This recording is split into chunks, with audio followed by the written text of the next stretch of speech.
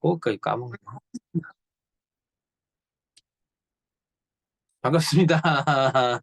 반갑습니다, 여러분.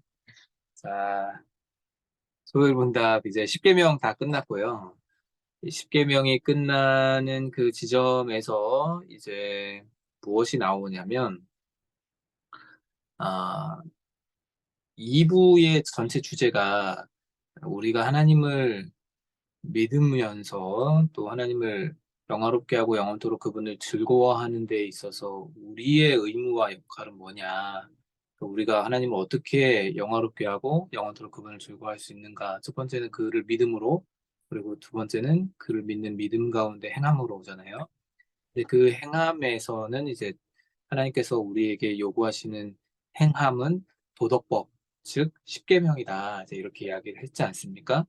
그럼 이제 우리가 십계명을 지켜 행함으로써 하나님을 영화롭게 하고 영원토록 그분을 즐거워할 수 있는 것인데, 근데 그 십계명의 10가지 계명을 다 이야기 들어보면 여러분, 양심 있는 신앙인이라고 한다면 그 십계명의 이야기를 듣고 그것을 우리가 지켜 행할 것을 하나님께서 기대하신다는 사실을 생각하면 양심 있는 신앙인은 좌절합니다.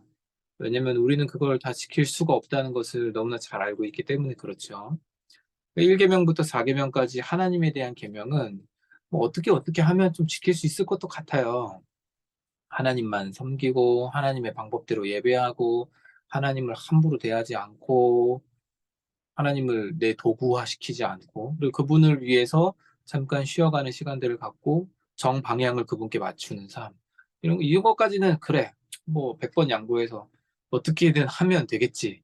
교회 잘 다니고 출석하고 예배드리고 하면 어느 정도 그리고 뭐 되겠지 싶은데 이제 문제는 5계명부터 마지막 10번째 계명까지의 내용들은 우리가 살면서 너무 지키기 어렵다는 것을 이제 확연하게 느끼게 되는 거죠.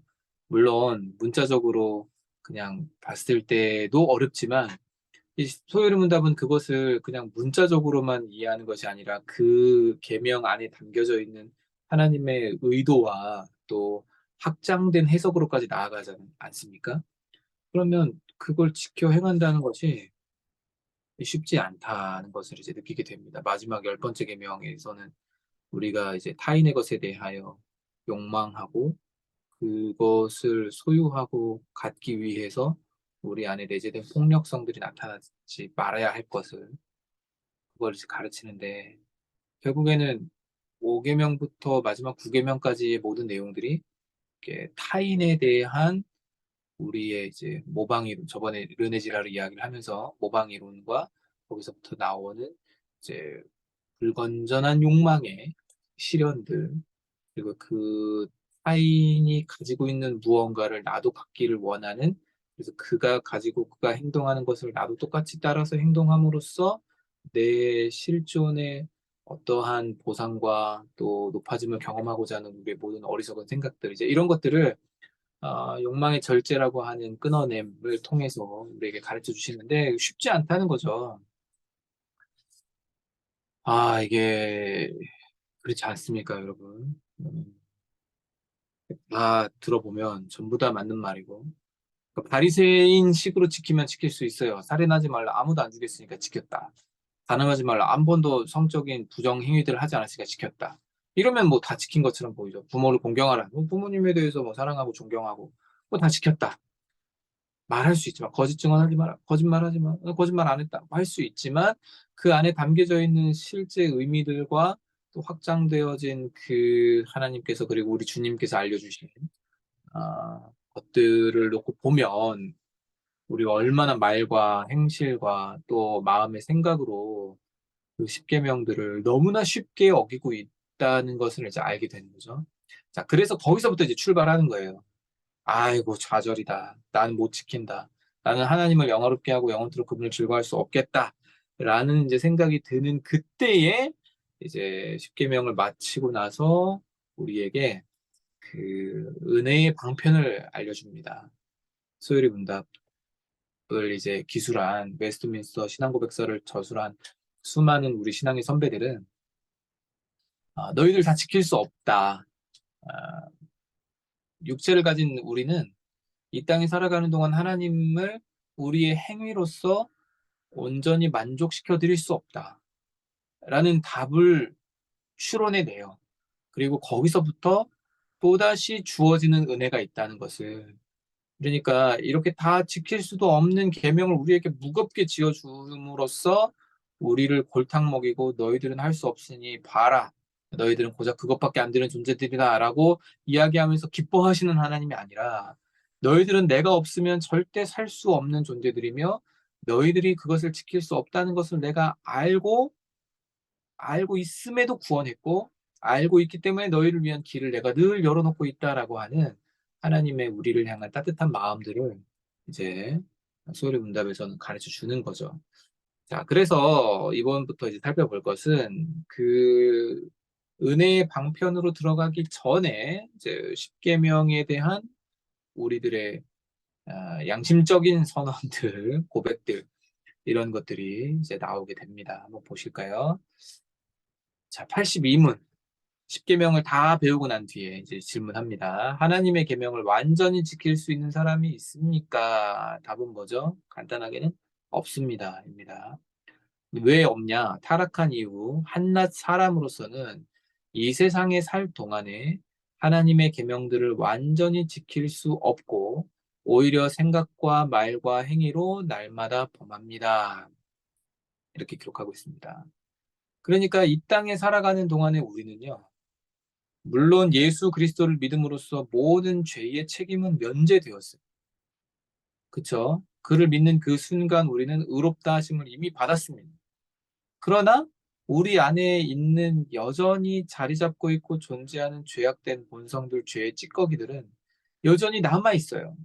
그래서 끊임없이 이것이 꿈틀꿈틀 올라와서 나로 하여금 죄를 즐거워하게 하고 하나님의 계명과 또 하나님의 복음과 하나님의 마음을 이제 무시하고 내 노력으로 내 힘으로 어떻게든 살아보게끔 하나님 중심이 아닌 자기 중심으로 살아가게끔 그렇게 이제 만든다는 거죠. 그리고 또 그것을 하나님의 법을 즐거워하지 않기 때문에 우리로서는 이제 어, 하나님께서 우리에게 요구하시는 것을 반대되는 방향으로 자꾸만 흘러가게 되는 거예요. 이것은 우리가 의도하지 않는데도 불구하고 자연스러운 거예요. 왜냐면 우리의 본성이 악하기 때문에. 우리가 죄인으로서 태어나기 때문에 이 죄의 용서함을 받았음에도 불구하고 여전히 남아있는 우리 안에 이 죄성들, 죄의 찌꺼기들이 끊임없이 우리를 장악하려고 되는 거죠.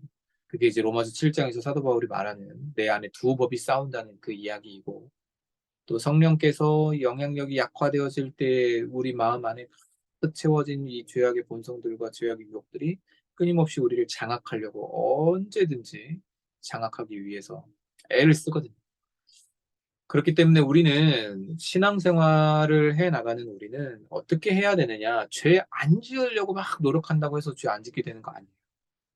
그 죄를 멀리하고 죄를 막 끊어내고 죄와 피 흘리기까지 싸우고 물론 다 필요한 일들이고 행동들인데 방법은 우리의 초점과 관점을 죄가 아니라 하나님에게 더욱 맞추는 거예요. 물론 이렇게 하다 보면 그 자칫하면요. 그 율법 폐기론으로 갈 수 있고 자칫하면 죄를 굉장히 가벼운 것으로 여길 수 있게 되는 우도 있어요. 어리석음도 있습니다.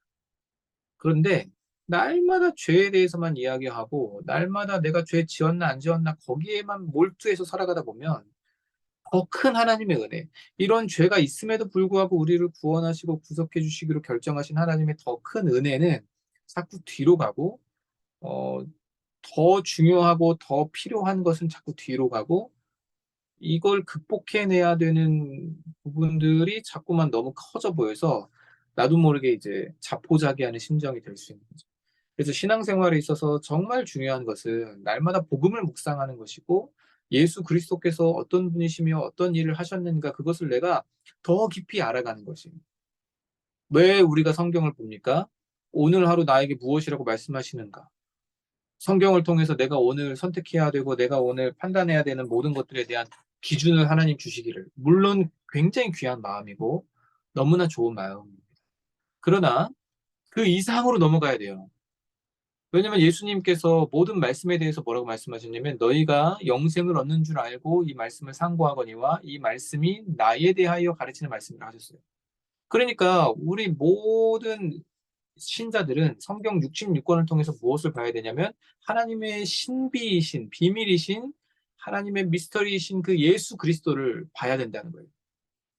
구약 성경 곳곳에 하나님께서 심어두신 예수 그리스도에 대해 예표해 두신 모든 내용들, 신약 성경을 통해서 예수 그리스도께서 주신 말씀과 행하신 사역들과 또 그분께서 우리를 위해서 펼치신 모든 사랑의 행동들을 우리가 더 깊이 묵상하며 그분 안에 주어진 하나님의 놀라운 영광과 그분 안에 주어진 하나님의 끝없는 사랑과 은혜들을 우리가 더 묵상할 수 있어야 돼요. 더 알아갈 수 있어야 돼요. 그래서 여러분, 그리스도 중심적으로 성경을 읽는 것, 그리고 단순히 성경을 우리가 그 일반 은총론적 혹은 단순히 성경을 무슨 뭐 삶의 교훈이나 아니면 뭐 지혜를 얻는 수준 정도로만 생각을 할 것 같으면 성경 말고도 여러분에게 도움되는 책들 너무 많습니다. 그게 훨씬 더 오히려 어떤 때는 도움이 될 거예요. 성경은 여러분들에게 주식 투자에 관해서 어떻게 하라 방법론을 가르쳐 주지 않거든요. 성경은 여러분들에게 인간관계에 있어서 카네기 인간관계론보다 더 상세하고 더 좋은 내용들을 여러분들에게 원리적으로 가르쳐 주지 않아요. 왜냐하면 성경은 예수 그리스도와 영혼의 구원에 대하여서 그리고 그 예수 그리스도를 통해서 하나님께서 회복하실 하나님 나라에 대하여서 가르치는 책이지 우리에게 뭐 재테크는 어떻게 해라 라든지 회사 안에서의 인간관계는 어떻게 해라 라든지 자녀들을 양육할 때뭐 대학 진학에 대한 상담을 어떻게 하라는지 뭐 아니면은 뭐 진로 상담에 있어서 뭐 어떻게 하라든지 코칭해주는 책이 아니기 때문에 그렇죠. 그러므로 여러분 저자이신 성령께서 예수 그리스도를 조명하시기 위하여 성경을 기록하셨다고 한다면 우리는 저자의 의도와 목적에 따라 성경을 그 책을 볼 수 있어야 한다는 것입니다. 물론 요즘에는 그 독자주의 비평이라는 것이 이제 나와가지고 저자가 무엇이라고 썼는지는 전혀 중요하지 않고 그것을 지금 받아들이는 내가 어떻게 받아들이느냐가 더 중요한 시대가 되었지만 이거는 이것도 이제 하나의 시대 사조이고 유행이죠. 제가 오늘 정일권 박사님이라는 분의 이제 강연을 좀 막 행정 처리해야 될 일들이 너무 많아가지고 교회 관련해서 막 행정 처리를 하다가 그냥 너무 멍해지길래 그 정일권 박사님이라는 분의 인터넷 강의를 막 들으면서 이렇게 이제 철학적인 부분들에 대한 이야기를 많이 들으면서 이제 자, 잔업이 아니고 사역을 진행했는데 거기서 그러시더라고요. 이제 포스트 모더니즘도 종식되어 가고 있다. 아, 절대 진리란 없고 모두에게 통용되는 도덕 법칙이라는 것은 없으며 그냥 너의 마음이 시키는 대로 네가 바라는 대로 너의 마음이 끌리는 대로 그냥 가는 것 그것이 바로 정답이고 그것이 맞는 것이다.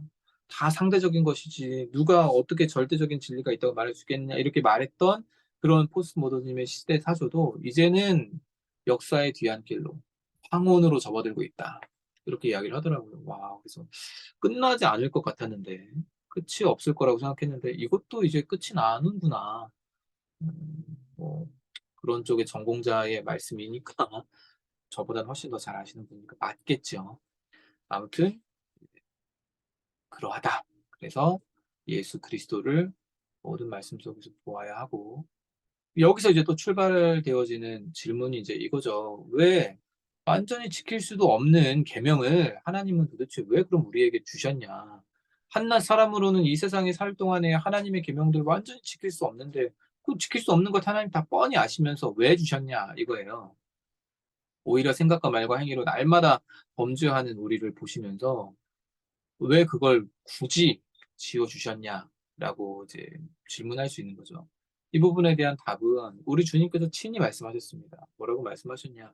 수고하고 무거운 짐진 자들아, 다 내게로 오라. 내가 너희를 쉬게 하리라. 나는 마음이 온유하고 겸손하니 나의 멍에를 메고 내게 배우라. 말씀하셨어요. 우리가 이 율법의 행위들을 특별히 십계명이라고 하는 이 도덕법을 다 지킬 수 없다는 사실을 발견할 때에 우리는 좌절과 절망으로 나는 안 돼. 나는 몹쓸 놈이야. 나는 이래서는 뭐 구원을 받을 수 없겠어. 라고 좌절의 자리에 머무르는 것이 아니라 우리에게 하나님께서 요구하시는 것은 무엇이냐? 그 자리에서 그를 보라는 거죠.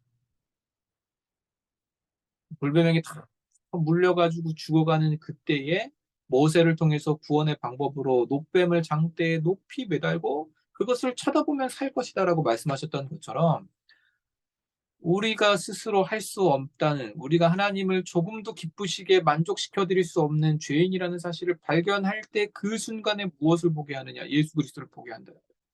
그래서 여러분 철로 역정에 보면 이 철로 역정의 등장 주인공인 이제 크리스찬이 자기 이 무거운 짐을 지고 계속 여행을 가다가 언제 그 무거운 짐이 벗겨지고 무거운 짐 없이 여행을 다시 이 천성을 향한 여정을 하게 되느냐?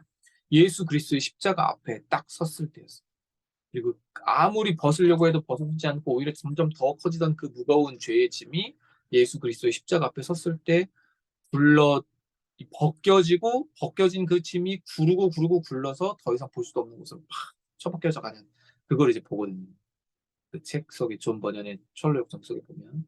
그래서 여러분 우리에게 하나님께서 율법을 주신 이유는 율법의 제3 용도이긴 한데 그리스도를 더 바라보게 하기 위함이에요. 우리의 죄악된 본성과 우리의 죄로 물든 마음들과 생각들 그리고 우리 스스로의 힘으로는 하나님께 나아갈 수도 없고 그를 만족시킬 수도 없고 그를 기쁘시게도 영화롭게도 할 수 없다는 사실을 발견하는 그 순간 계속해서 우리는 무엇을 바라봐야 된다고요?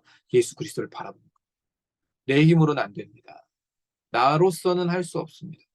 그러나 주님이 온전히 율법을 지키신 주님이 나를 사랑하사 나를 구원하신 우리 주님, 나를 대신해서 나의 모든 의무를 다 하신 주님이 나를 또한 용서하시고 나를 또한 지켜주시고 나를 또한 이끌어 주옵소서. 우리는 할 수 없습니다. 그리스도께서는 할 수 있습니다. 나를 더 주님 닮아가게 하여 주옵소서. 이렇게 이제 기도하는 마음으로 또 바라보게 되는 것이죠. 그래서 오히려 율법이 우리에게 저주가 되는 것이 아니라 율법이 오히려 우리를 그리스도께로 안내하는 선생이 되기 때문에 오히려 귀하고 된 것이 됩니다. 자, 그런데 이제 또 여기서 이렇게 질문을 해요. 법을 어기는 죄가, 율법을 어기는 죄가 모두 똑같이 악합니까? 그런데 어떤 죄는 그 자체로서 그리고 거기서 파생된 해악으로 말미암아 하나님 앞에서 다른 죄보다 더 악합니다. 이렇게 이야기를 합니다. 예수님께서 모든 범죄함이 다 용서함을 받는데 딱 하나는 절대 용서함을 받지 못한다 그랬죠. 뭔지 여러분 다 아십니까? 자, 아마 다들 아실 텐데 성령을 회방하는 죄죠. 성령을 회방하는 죄는 무엇이에요? 예수 그리스도를 구원자로 믿지 못하게 만드는 죄거든요. 이것은 용서받지 못합니다. 용서받을 수가 없죠. 왜냐하면 예수 그리스도를 구주로 믿거나 영접하지 못하게 막는 죄가 되니까 성령을 회방하는 죄가. 자, 그리고 또 그 로마 카톨릭에서는 그 죽음에 이르는 죄라고 해가지고 7가지 대죄, 7, 칠대 종인가? 뭐 아무튼 뭐가 있어요. 7가지 대죄가 있어요. 뭐 교만부터 시작해가지고 막 이렇게 나오는데 뭐 그것은 뭐 재미있고 유익하긴 하지만 성경에서 그렇게 7가지 죄라고 말하진 않고 죽음에 이르는 죄가 있다고 이제 히브리서 기자가 말을 하니까 어떤 죄는 죽음에 이르지 않고 어떤 죄는 죽음에 이르게 된다는 뭐 이야기를 하니까 거기서부터 이제 출발이 되어지긴 했는데 물론 이 죄가 어떤 것은 더 큰 죄이고 어떤 것은 좀 작은 죄가 되기도 하죠. 어, 누구에게 지은 죄이냐, 또 누가 지은 죄이냐, 어떻게 지은 죄이냐, 언제 지은 죄이냐에 따라서 죄가 다 경중이 같지 않습니다.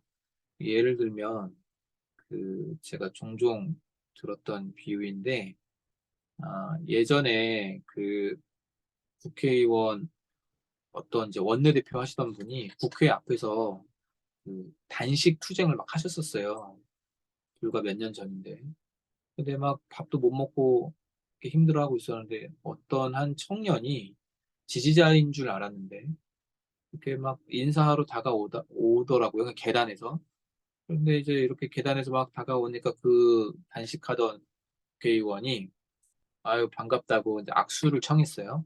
근데 악수를 청하는 그 순간 그 청년이 이 국회의원을 때렸어요. 그래가지고 맞고 계단 뭐 굴렀나? 아무튼 그래서 이렇게 아이쿠 하고 넘어졌는데 그분이 그 국회의원분이 법적인 처벌을 원하지 않는다고 했거든요.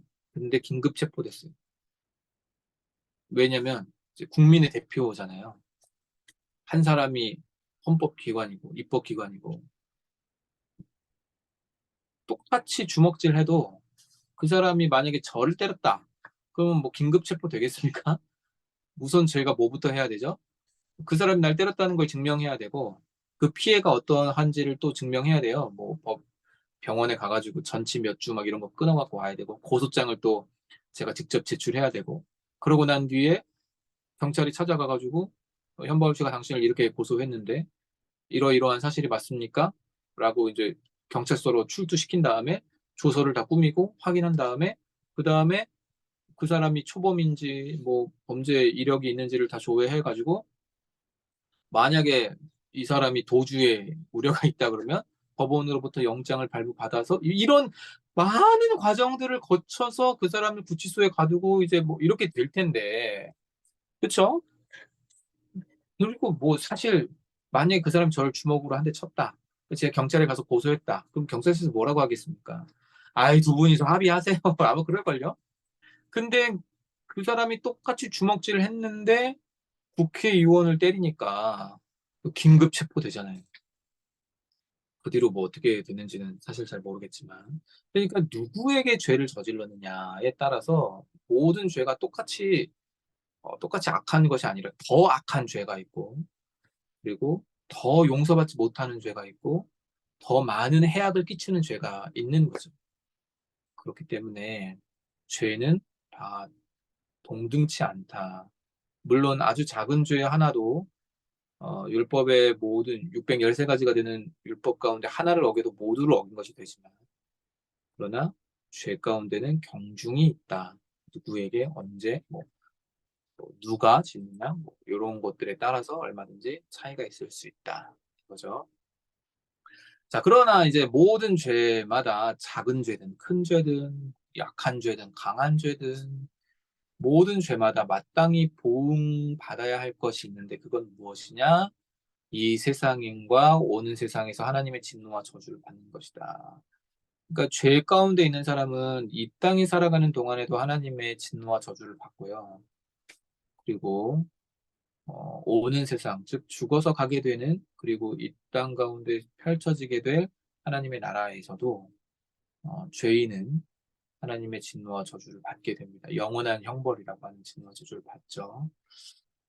자, 그렇기 때문에 이런 것을 지금 이제 또 이야기하는 소요리 문답의 의도를 여러분 아시겠죠? 죄는 결코 가볍게 여기서는 안 된다는 것을 이야기하고 있는 겁니다. 우리는 죄를 지을 수밖에 없는 존재이다 라고 이야기하고 우리가 짓는 죄 가운데는 경중이 분명히 존재한다. 인 거. 그러면서 논리적으로 뭐라고 연결이 되는 거죠?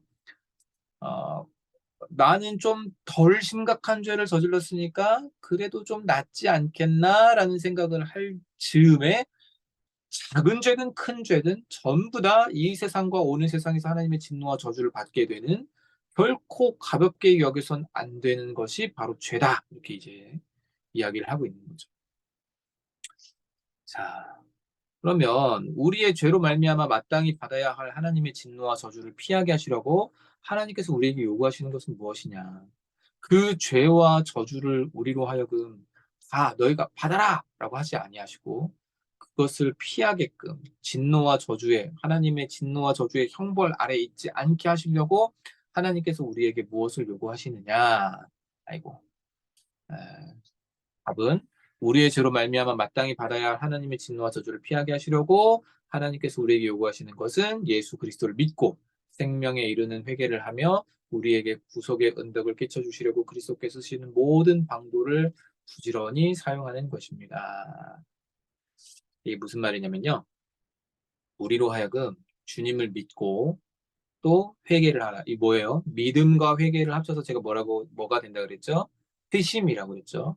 믿고 회개하여 거듭나 돌이키는 것. 이게 이제 회심인데, 많은 사람들이 그냥 교회 다니면 되고 어느 정도 내가 성경적 지식을 알고 교리를 알아서 나도 믿어요 라고 하면 구원받는다고 이렇게 착각하게끔 교회 교육들이 이루어져 있고, 우리가 그러면 그리스도인이 된다고 잘못 생각들을 하고 있어요. 근데 여러분, 이 회심이 없는 그리스도인은 참된 그리스도인이라고 할 수가 없습니다. 회심이란 뭐예요?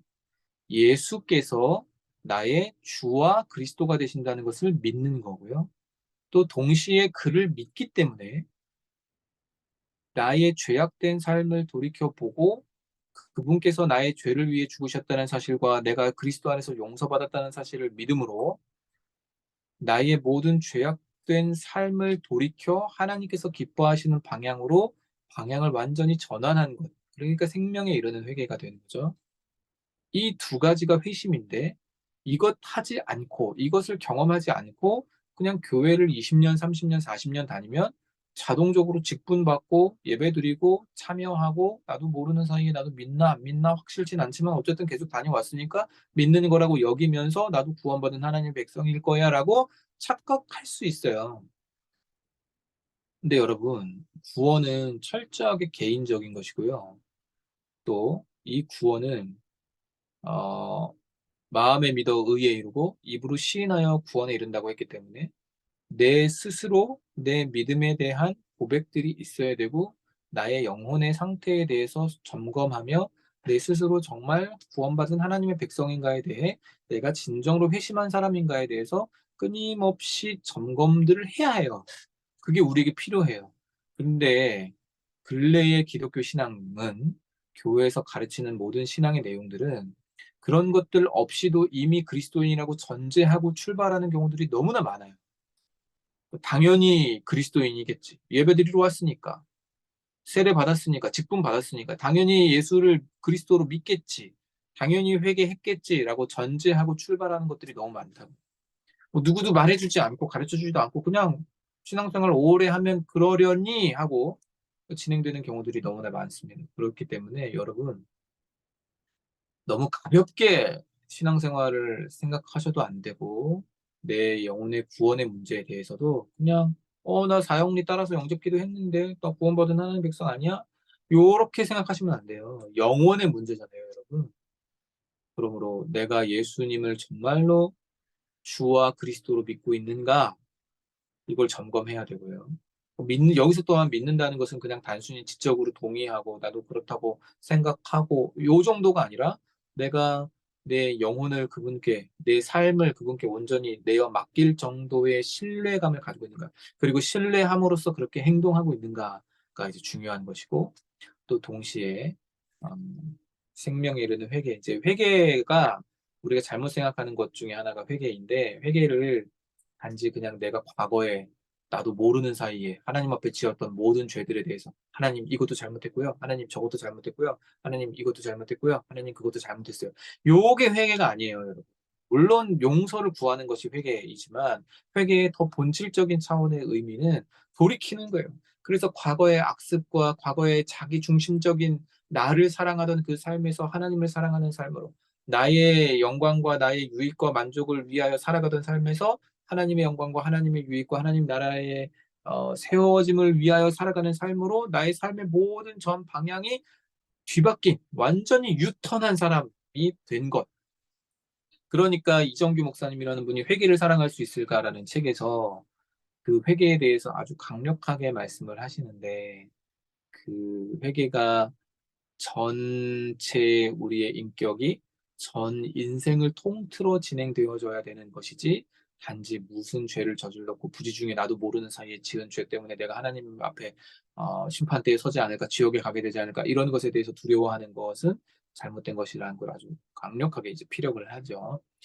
그렇기 때문에 여러분, 요 회심이 이루어졌는지 이것을 하나님께서 우리에게 요구하신다는 거예요. 그리고 우리에게 구속의 은덕을 끼쳐 주시려고, 무슨 말이냐, 구원의 은혜가 우리에게 임하게 하는 그리스도께서 쓰신 모든 방도가 있는데, 그게 은혜의 방편이라는 신학적 용어로 쓰여요. 은혜의 방편이 무엇이냐에 대해서 이제 그러면 그 다음번 86문답도 나오겠죠?